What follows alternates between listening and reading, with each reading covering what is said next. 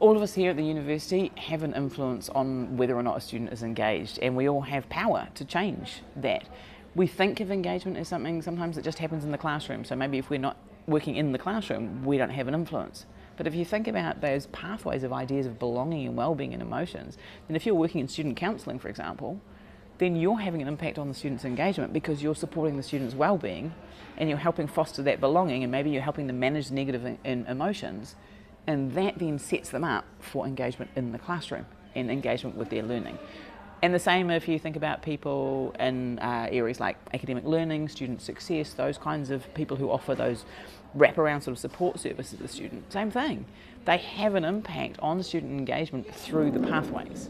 So the skills advisors, like people who teach students writing skills and give them extra help with their writing skills, that can have a really powerful impact on the student's self-efficacy, their confidence in doing these tasks. So when they next come to their next assignment, they're like, oh, actually, yeah, no, I can do that because, I learned about that. And that person that I was talking with, they believed I can do it, so that can help me believe I can do it. So the conversations that we have with students, no matter where we interact with them, are part of the influences in their sense of capability and their sense of belonging. Every single person at the university influences our students' belonging. Every time we smile at a student, every time we recognise the student and just say g'day or whatever, we are influencing their belonging in a really positive way.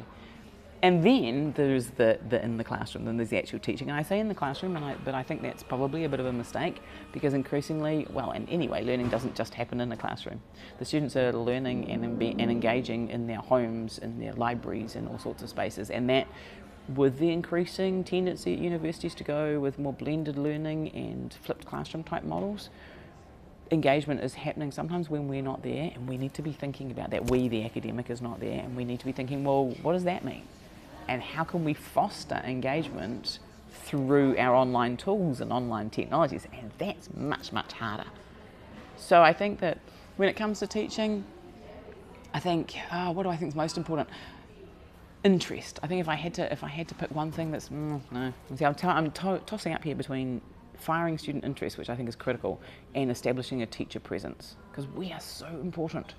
Our enthusiasm and our interest and our knowledge is what fires a student's enthusiasm and interest and knowledge. And they don't absorb it automatically from us, but there's a lovely quote from the research where the students goes, well, if you're bored when you're telling me about it, why on earth should I care? Because clearly it's boring, right?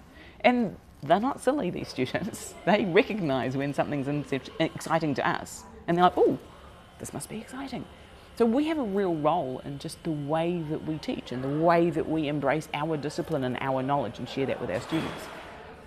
But we also have a role in terms of those pathways, in terms of things like students' emotions. I think our role is critical there, especially for the first years, because